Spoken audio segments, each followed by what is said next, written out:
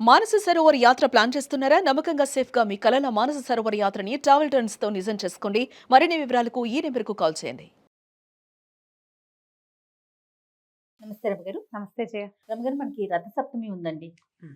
రథసప్తమి అనగానే ఒక సంవత్సరం మనం హ్మ్. మేడ మీద చక్కగా కుంపటి సూర్యోదయానికి ముందే పెట్టి కుంపటి పెట్టి పరవన్నం వండేసాం, పాలు పొంగిచ్చాం కదండి. మళ్ళీ చెయ్యాలనిపిస్తోంది నాకు. చేద్దాం అవకాశం చూసుకుందాం ఒకసారి. ఎలా చేసుకుందాం ఏంటి? మాఘశుద్ధ సప్తమి సూర్యనారాయణమూర్తి పుట్టినరోజుగా చెప్తారు.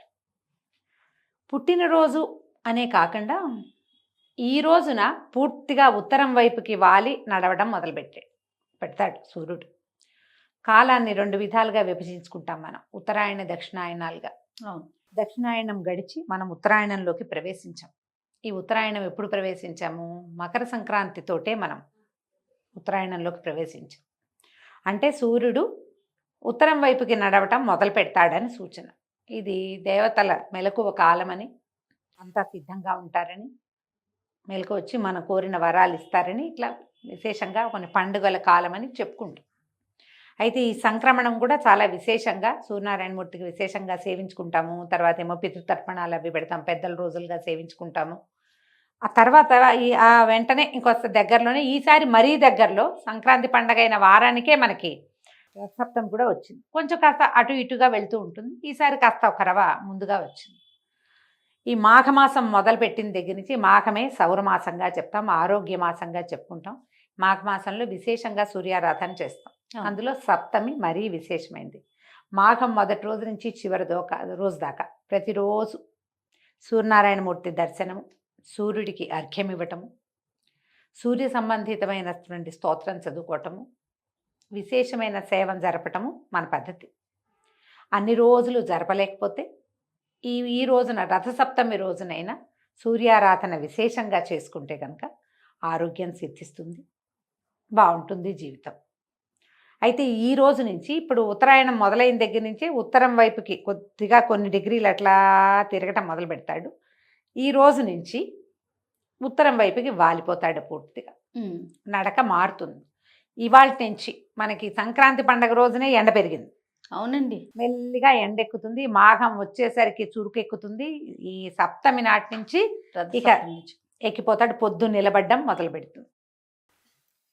ఇది ఎండ పెరిగే కొద్దికి నేల పదునెక్కుతుంది, ఎండ పదును పెరుగుతుంది. నేల కూడా ఇప్పటిదాకా ఏమైంది, వర్షాలతోటి తర్వాత మంచుతోటి చిత్తడిగా ఉండి బంకగా ముట్టుకుంటే అంటుకునేలాగా, దుప్పట్లోనే ఉండిపోదానరా దేవుడా అని అనిపించేలాగా ఉన్న రోజులు మారడం మొదలు పెడతాయి.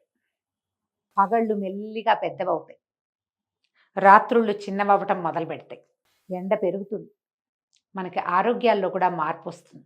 నిన్నటిదాకా సరిగ్గా అన్నం తినని వాళ్ళు కూడా ఒక రకంగా వేడిగా అవి తాగుదాం ఇవి తాగుదాం అనిపించిన వాళ్ళకి అన్నాసక్తి పెరుగుతుంది, జీవుల చైతన్యంలో మార్పు వస్తుంది.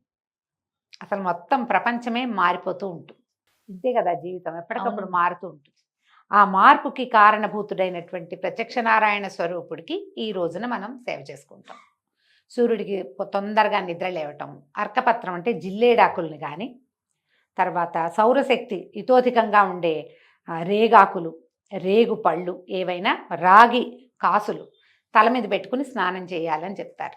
7 జిల్లేడాకులు, 7 రేగాకులు, 7 చిక్కుడాకులు, తర్వాత రేక్కాయలు, ఎవరికి ఏది వెసులుబాటుగా ఉంటేది, ఎవరికి ఏది అందుబాటులో ఉంటే అది. మన ప్రాంతాల్లో చిన్న చిన్న తేడాలు ఉన్నాయి. ఈ తేడాలన్నిటినీ బట్టి మన పద్ధతి ప్రకారం ఏదో ఒకటి నెత్తి మీద పెట్టుకుని, అంటే ఆ సౌరశక్తి ఎక్కువగా ఉంటుంది వాటిలలో. అసలు జిల్లేడాకుని సంస్కృతంలో అర్కపత్రం అని చెప్తారు. అర్క దాని పేరే, అందుకని సౌర సంబంధమైన శక్తి ఉంటుంది. మామూలుగా జిల్లేడు ఎప్పుడు వాడతాం జయ, మనం సంవత్సరంలో ఒక్కసారి వినాయకుడు పూజప్పుడు వాడతాం. ఆయనకి అర్కపత్రం సమర్పయామి చెప్తాం, అదొకటే. రెండోది మళ్ళీ ఇప్పుడు మామూలుగా జిల్లేడు చెట్టు జోలికి బొమ్మను. అవునండి, ఆ పాలు మంచిది కాదనుకుంటాం. కానీ ఈ పర్టికులర్ రోజున, ఈ ప్రత్యేకమైన రోజున అది చాలా ఉపయోగపడుతుంది. అది తీసుకొచ్చి వేడివేడి నీళ్లు నెత్తి మీద పోసుకుంటే దానివల్ల మనకి ఒంట్లో సౌరశక్తి పెరుగుతుందని, సూర్యుడి శక్తిని ఆ కిరణాలను తీసుకునే పద్ధతి శరీరానికి పెరుగుతుందని, మంచిదని రకరకాల మన పద్ధతులు పూర్వ ఋషులు పెట్టినవి ఏవి కూడా వాటికి రీజన్ అంటే కారణం ఏమిటి అనేది మనకు తెలియదు, కానీ తర్కం ఏమిటో తెలియదు మనకి. ఏదో ఉన్నది తర్కానికి అందనిది, మనకు అర్థం కానిది ఏదో ఉంది. కానీ ఇప్పుడు మనకేం తెలిసింది, అవి ఎక్కువ సూర్యకిరణాలను తీసుకుంటాయి. జిల్లేడాకులు, చిక్కుడాకులు, వాటి లక్షణం అది. అందుకని అది మనం తల మీద పెట్టుకోవాలంటాం. రాగ్కాసులు, రాగి ఒకటి, రేక్కాయలు, రేగాకులు, వాటన్నిటికీ అదే లక్షణం ఉంటుంది. నెత్తి మీద పోసుకొని నీళ్ళు పోసుకోవటము. పెద్దవాళ్ళు చిన్నవాళ్ళు అందరూ వేడి నీళ్ళతో తలస్నానం చేయాలని. తర్వాత ఈ తూర్పున తెల్లవారకుండానే చిక్కుడుకాయలతోటి రథం చేసి, ఆ రథం మీదకి ఈ సూర్యుడిని ఆవాహన చేసి, సూర్యరశ్మి ఎక్కడ తగులుతుందో అక్కడ పొయ్యి కానీ, కుంపటి కానీ, స్టవ్ కానీ ఏదో ఒకటి ఏర్పరచుకుని, సూర్యకిరణాలు పడేలాగా పాలు పొంగించి, ఆ పాలలో బియ్యము, తర్వాత ఏమో చిక్కుడు గింజలు లాంటివి వేసి ఉడికిచ్చి, బెల్లమో పంచదారో చేర్చి పాయసంగా వండి, దాన్ని అక్కడే మనం ఎక్కడైతే ఇది పెట్టుకున్నామో, ఈ పొయ్యి పెట్టుకున్నామో అక్కడి నుంచి దించి అక్కడే కొంచెం చిన్న సూర్యుడికి ఒక ముగ్గు అది ఏర్పరచుకుని, ప్రత్యక్ష నారాయణ రూపుడికే మనం ఈ పాయసాన్ని నివేదన చేసుకోవాలి. జీడిపప్పులు అవి వేయరు. పెద్దవాళ్ళు ఏం చెప్తారంటే, సూర్యనారాయణమూర్తికి పళ్ళు ఉండవు, జీడిపప్పులు పంటి కింద పడతాయి కాబట్టి వేయకూడదు అంటారు. అలాగప్పుడు చిక్కుడు గింజలు కూడా వేయకూడదు కదా అని ఇంకో కొంతమంది చెప్తారు. చిక్కుడు గింజ కంటే జీడిపప్పు ఎక్కువ. పైగా ప్రధానమైనది ఏంటంటే, వేయించి వేసిన ఏ వస్తువు పనికిరాదు. ఒక పాత్రతో వండాము, ఇప్పుడు మనం జీడిపప్పులు వేయాలంటే ఏం చేయాలి, వేయించాలి కదా, ఆ పని పెట్టుకోకూడదు. ఒక పాత్రతోటే పాలు పొంగించి అందులో పరమాన్నం వండి, ఆ పరమాన్నాన్ని సూర్యనారాయణమూర్తికి నివేదన చేయాలి. ఆదిత్య హృదయం విధిగా చదువుకోవాలి. ఓకే. ఆదిత్య హృదయంతో పాటు ఈ సూర్యమండల స్తోత్రము, అలా ప్రత్యేకమైనవి ఉన్నాయి. ద్వాదశార్య స్తోత్రము, సూర్య కవచము, ఇలాంటివి చదువుకుంటే చక్కగా చాలా మంచిది. ఇవన్నీ ఏంటంటే స్కిన్ ఫ్రెండ్లీ, చర్మానికి మంచిది, ఆరోగ్యానికి మంచిది. సాధారణంగా మనం చెప్పుకునేది ఆరోగ్యం భాస్కరాది చేత్ అంటారు. ఆరోగ్యం ఎప్పుడూ సూర్యరశ్మి వల్లే వస్తుంది. బేసిక్ రూలు మనం చూడు, ఒక ఇంట్లో ఉన్నామా, తలుపులు వేసుకుని పొద్దుస్తమానం తలుపులు వేసుకుని ఉండొచ్చా? ఉండలేదు. కాస్త ఎండా వాన రావాలి, మనం ఒక ఇల్లు కొనుక్కోవాలన్నా, ఒక ఇల్లు అద్దెకి తీసుకోవాలన్నా క్రాస్ వెంటిలేషన్ ఉందా అని చూస్తాం. గాలి వెలుతురు చూసుకుంటాం కదా. ఇప్పుడు ప్రధానంగా గాలి వెలుతురు అంటే, వెలుతురికి ఆధారం ఎవడు మనకి? సూర్యుడే కాదు, ఆయనే కదా. అవి ఎక్కడి నుంచి అయినా తూర్పు ఎండ పడుతోందంటే అబ్బో ఆరోగ్యం మంచిది మంచిది అనుకుంటాం.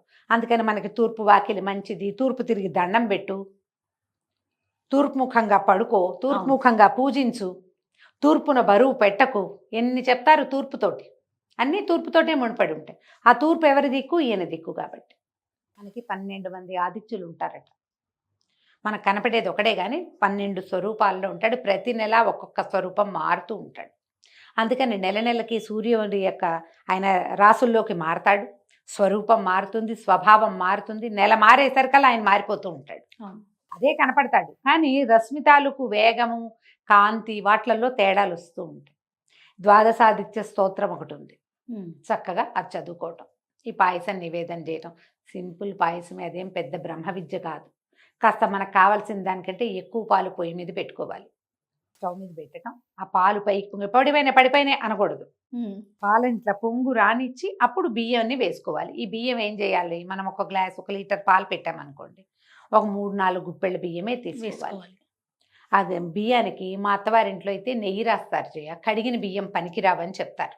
బియ్యం కడిగితే ముక్కలు విరిగిపోతాయి, ముక్క విరగకూడదు. ఒక శాస్త్రం, మరి ఆ పద్ధతి అట్లా ఎందుకు చెప్తారు? నెయ్యి రాసుకుంటే కొంచెం శుద్ధి అవుతుందని ఏం చేస్తారు, కాస్త చక్కగా నెయ్యి రాసేసి ఇట్లా గుప్పెడితో తీసి 3 గుప్పెళ్ళు 3 సార్లు పొంగనిచ్చి, పొంగిన ప్రతిసారి ఓ గుప్పెడు చొప్పున వేస్తారు. 3 పెద్ద గుప్పెళ్ళు 3 చిటికలు వేసుకుంటారు. పిల్లలతో వేయించాలి, ఇంటిల్లిపాది వేయాలి. అవన్నీ మీ ఇళ్లలో ఏం పద్ధతులు ఉన్నాయో అవి చేసుకోండి. మా ఇంట్లో అయితే నేనే వేసుకుంటా, నేను ఎవరిని పిలవను. మా అమ్మ వాళ్ళ ఇంట్లో చేసేటప్పుడు కూడా ఎవరు పాయసం దగ్గర కూర్చుంటే వాళ్ళే వేసేవాళ్ళు, కానీ మమ్మల్ని అందరినీ పిలిచి వేయించాలన్న నియమం పెట్టుకునేవాళ్ళు కాదు. ఎందుకైనా కానీ ఒక్కొక్కళ్ళ పద్ధతి అంతే. కొన్ని ఇళ్లలో కనిపిస్తుంది, ఇంటిల్లిపాది వచ్చి అందులో వేయటము, దండం పెట్టుకోవటము ఉంటాయి.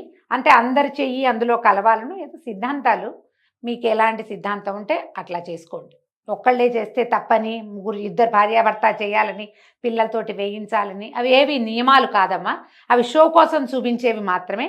మీ ఇంట్లో గనక అలాంటి నియమం ఉంటే మాత్రమే వాటిని పాటించండి. లేకపోతే ప్రసాదం 10 మంది ముట్టుకోకూడదని నా సిద్ధాంతం అయితే అది. ఓకే. పిల్లల తలల మీద చేతులు పెట్టుకుంటారు, అట్లా అనిపిస్తుంది. మనం మడిగా చేసేటప్పుడు అందరినీ మెడెక్కడ కట్టిస్తాం, మనం శుద్ధంగా చేసుకుంటాము. అన్ని చోట్ల తిరిగి పిల్లలు అటు ఇటు ఆడుకుంటూ వచ్చి ఆ చేతులు పెడితే అలా నా ఉద్దేశం. మడికి పనికిరాదని.